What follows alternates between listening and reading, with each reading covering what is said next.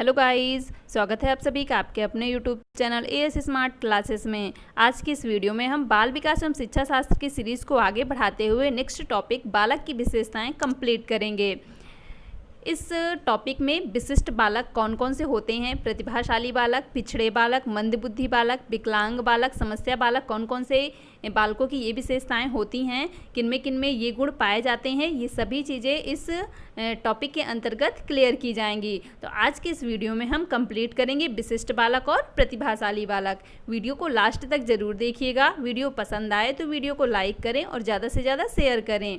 जिसने भी चैनल को सब्सक्राइब ना किया हो कर लीजिए और साथ ही बेल आइकन को भी प्रेस कर लीजिए ताकि नेक्स्ट वीडियो की अपडेट आपको टाइम पर मिलती रहे।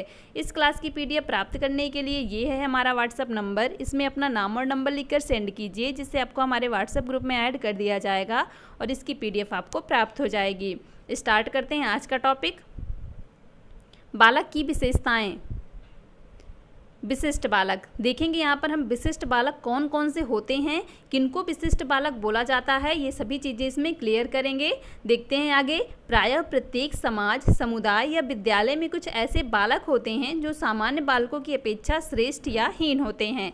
क्या कह रहा है यहाँ पर कि प्रत्येक जगह पर, प्रत्येक समाज, समुदाय या विद्यालय में बहुत सारे जैसे बच्चे होंगे तो कुछ न कुछ ऐसे बालक होंगे जो सामान्य बालकों से या तो बहुत ज़्यादा श्रेष्ठ होंगे या तो उनसे बहुत ज़्यादा हीन या कमज़ोर होंगे। तो बालकों के शारीरिक, मानसिक तथा अन्य गुणों में भिन्नता पाई जाती है क्योंकि उनकी आनुवंशिकता और वातावरण एक दूसरे से भिन्न होते हैं। प्रत्येक बच्चे का वातावरण अलग अलग होता है, उनकी आनुवंशिकता, माता पिता के गुण भी अलग अलग होते हैं। तो प्रत्येक बच्चा एक दूसरे से भिन्न होता है। तो इसी भिन्नता के कारण कुछ बालक ज़्यादा श्रेष्ठ हो जाते हैं, कुछ हीन रह जाते हैं और कुछ सामान्य बुद्धि वाले रह जाते हैं।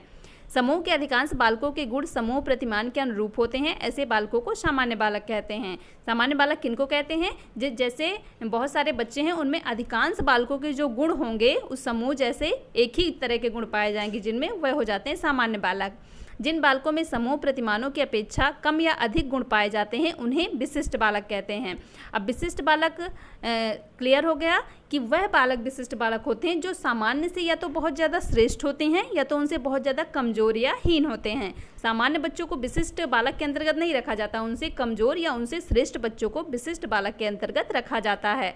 अब कमज़ोर देखेंगे किस किस क्षेत्र में ये हो सकते हैं, श्रेष्ठ या कमज़ोर। ये गुण उनकी बुद्धि, शारीरिक क्षमता, समायोजन, सामाजिक व्यवहार, संवेग आदि किसी भी एक या अधिक क्षेत्रों से संबंधित हो सकते हैं।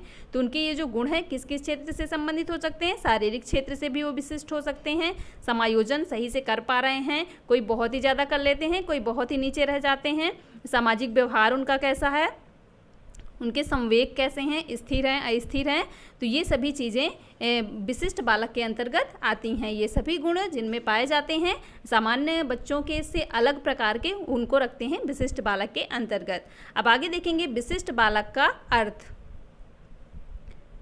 विशिष्ट बालकों में सोचने, समझने, सीखने, समायोजन करने आदि की योग्यताएं सामान्य बालकों से भिन्न होती हैं। देखिए वही चीज़ आ गई कि सामान्य बालक जो होते हैं उनसे इनकी योग्यताएं भिन्न होती हैं। सोचने की, समझने की, सीखने की सभी योग्यताएं भिन्न होती हैं तथा वे किसी कार्य को अधिक शीघ्रता या अधिक विलंब से करते हैं। अब जैसे जो ज़्यादा श्रेष्ठ हैं वो जल्दी कर लेंगे और जो ज़्यादा कमज़ोर या हीन है वह अधिक विलंब से करेंगे।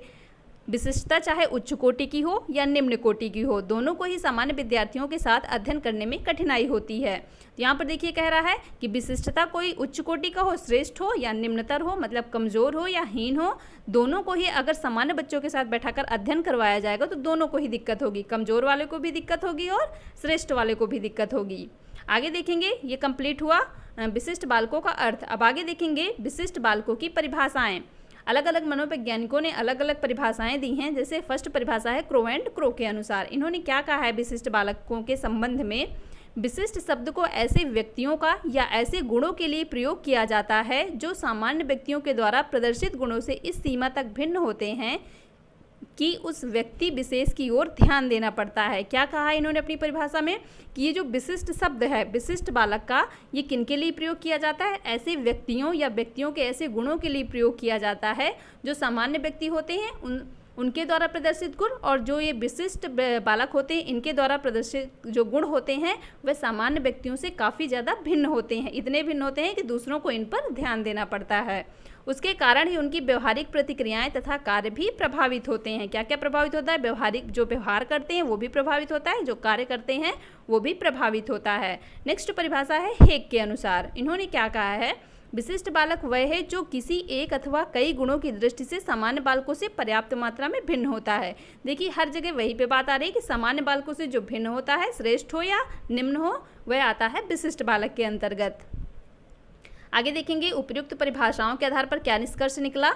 विशिष्ट बालक वह है जो उन बालकों से जो कि शारीरिक, मानसिक, संवेगात्मक तथा सामाजिक गुणों से औसत मतलब सामान्य हैं, तो उनसे भिन्न होते हैं। यहाँ पे भी वही बात आ गई। अब आगे देखेंगे विशिष्ट बालकों के प्रकार।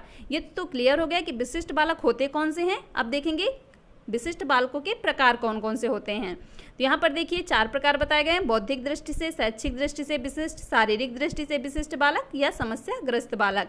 अब जैसे बौद्धिक दृष्टि के अंतर्गत हम ले लेते हैं प्रतिभाशाली बालक जिनकी बुद्धि लब्धि बहुत ही ज़्यादा होती है, मंद बुद्धि बालक जिनकी बुद्धि लब्धि काफ़ी कम होती है, मतलब सामान्य से कम होती है, और प्रतिभाशाली की सामान्य से अधिक होती है। ऐसे ही शैक्षिक दृष्टि से भी विशिष्ट हुए, जैसे तीव्र गति से जल्दी सीखने वाले बालक हो गए, पिछड़े बालक हो गए, जो जल्दी नहीं सीख पाते कोई चीज़, तो वो आ जाते हैं शैक्षिक दृष्टि से विशिष्ट बालकों के अंतर्गत। नेक्स्ट है शारीरिक दृष्टि से विशिष्ट बालक। इसमें कौन कौन से आ जाएंगे? जैसे बहरे आ जाएंगे, कम सुनने वाले बालक आ जाएंगे, नेत्रहीन मतलब जिनको बिल्कुल दिखाई नहीं देता, दृष्टि दोष मतलब दिखाई तो देता है लेकिन उनको दृष्टि दोष है, वाणी दोष, विकलांग बालक, ये सभी आ जाते हैं शारीरिक दृष्टि से विशिष्ट बालकों के अंतर्गत। नेक्स्ट है समस्याग्रस्त बालक। इसमें कौन कौन से आ जाएंगे? जैसे सामाजिक दृष्टि से कोई बच्चा अस्थिर है, संवेगात्मक दृष्टि से अस्थिर है, तो वह आ जाएंगे समस्याग्रस्त बालक। तो ये यहाँ से कंप्लीट हुआ विशिष्ट बालकों के प्रकार।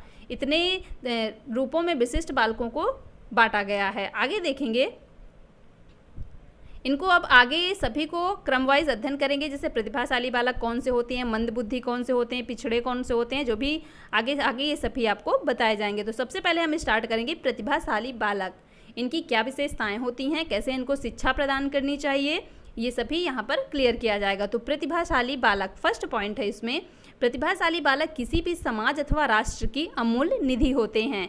प्रतिभाशाली मतलब बहुत ही ज़्यादा श्रेष्ठ बालक, कुशाग्र बुद्धि भी इनको कहते हैं, और इनको जीनियस भी कहा जाता है, मतलब बहुत ही ज़्यादा होशियार होते हैं, ये टैलेंटर होते हैं, आदि नामों से इनको पुकारा जाता है। तो इनको क्या कहा जाता है? राष्ट्र की अमूल्य निधि होते हैं ये। नेक्स्ट पॉइंट है सामान्यतः औसत स्तर के बालकों से अधिक बुद्धिमान बालकों को प्रतिभाशाली बालक कहा जाता है। तो ये कौन से बालक हो गए? श्रेष्ठ स्तर के, औसत से जो ऊपर वह श्रेष्ठ, तो श्रेष्ठ स्तर के बालकों को कहा जाता है प्रतिभाशाली बालक।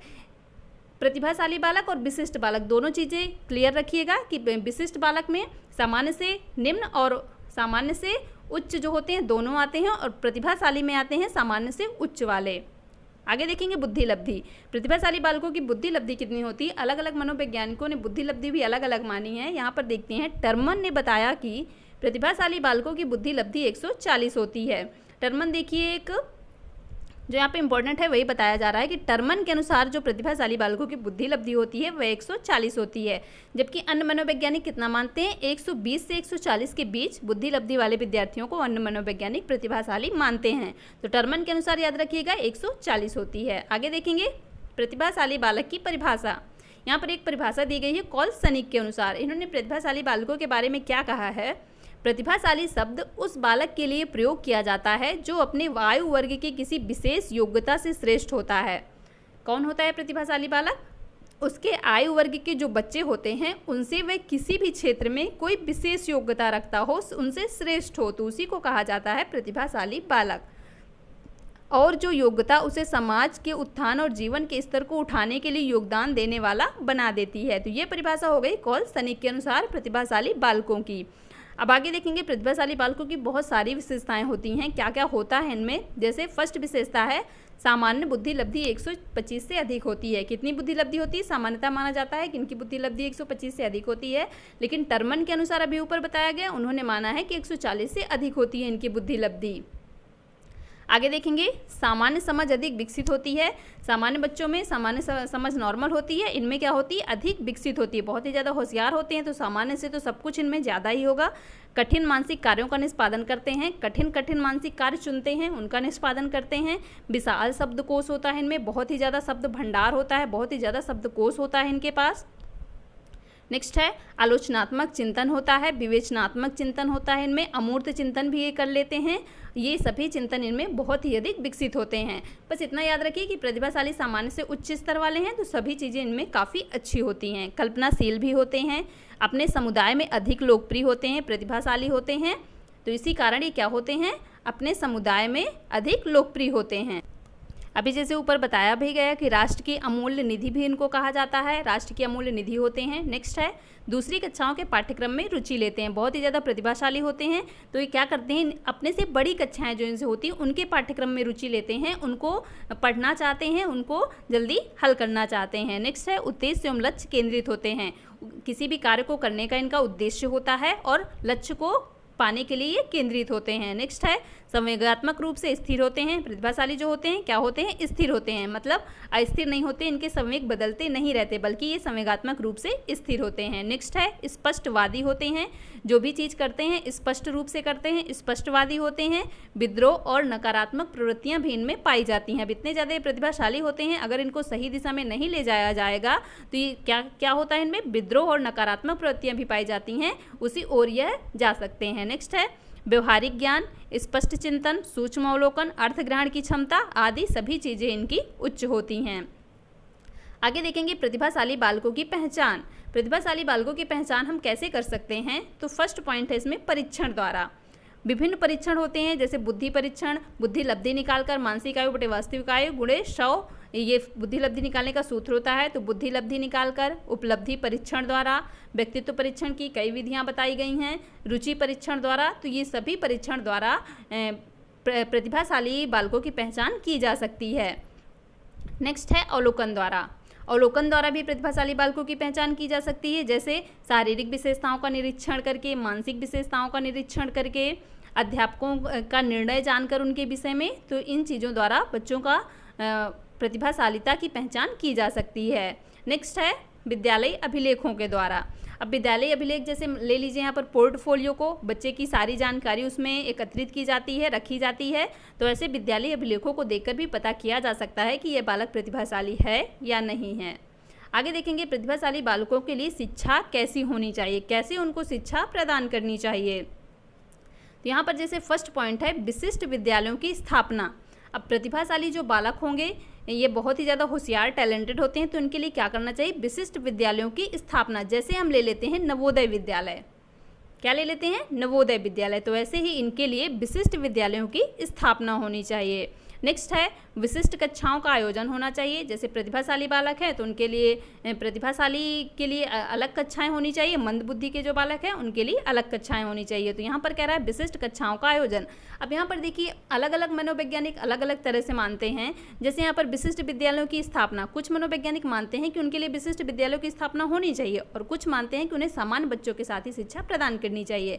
ऐसे ही कक्षाओं के आयोजन में भी है, कुछ मानते हैं कि उनके लिए अलग से कक्षाएं होनी चाहिए और कुछ मानते हैं कि उन्हें सामान्य रूप से उन्हें सभी बच्चों के साथ ही उनको भी अधिगम कराया जाना चाहिए। नेक्स्ट पॉइंट है कक्षा में पदोन्नति। अगर वे जब प्रतिभाशाली जो बालक होंगे बहुत ही ज़्यादा होशियार होंगे तो उनको क्या करना चाहिए, कक्षा में पदोन्नति कर देनी चाहिए, मतलब जल्दी जल्दी 1-2 कक्षाएं उनको बढ़ा देनी चाहिए। लेकिन यहाँ पर भी देखिए कुछ मनोवैज्ञानिक मानते हैं कि ऐसा बिल्कुल नहीं करना चाहिए, क्योंकि इससे जो उनका जो पाठ्यक्रम है वह उतना तो छूट जाएगा जो कक्षाएं उनको बढ़ा दी जाएंगी। तो यहाँ पर भी अलग अलग मनोवैज्ञानिकों की अलग अलग मान्यता है। विद्यालय में जल्दी प्रवेश करना चाहिए, जैसे बच्चों को 4 या 5 साल में विद्यालय भेजा जाता है तो 3 ही साल में भेज दिया जाए। नेक्स्ट है एक से अधिक पाठ्यक्रम की शिक्षा दी जाए। एक या एक से अधिक पाठ्यक्रम की उनको शिक्षा भी दी जानी चाहिए, तकनीकी की शिक्षा दी जानी चाहिए, उनको नेतृत्व का प्रशिक्षण दिया जाना चाहिए। प्रतिभाशाली जो बालक होते हैं उनसे हम नेतृत्व की आशा करते हैं कि वह किसी भी चीज़ का नेतृत्व कर सकते हैं, तो उनको नेतृत्व का भी प्रशिक्षण दिया जाना चाहिए। नेक्स्ट कह रहा है सामाजिक अवसरों के अनुभव प्रदान किए जाने चाहिए। ये जो प्रतिभाशाली बालक होते हैं इनको सामान्य बालकों की सामाजिक क्रियाओं से अलग नहीं रखना चाहिए, बल्कि इनको समाज में भी भाग लेना सिखाना चाहिए। सामाजिक जो अवसर होते हैं उनको भी प्रदान किए जाने चाहिए। तो ये देखिए यहाँ से कंप्लीट हुआ प्रतिभाशाली बालकों के लिए को शिक्षा कैसे प्रदान करनी चाहिए। तो आज का वीडियो यहाँ से कंप्लीट होता है। नेक्स्ट वीडियो में हम अगले बालकों की विशेषताएं देखेंगे, जैसे पिछड़े बालकों की विशेषताएं, मंदबुद्धि बालकों की विशेषताएं।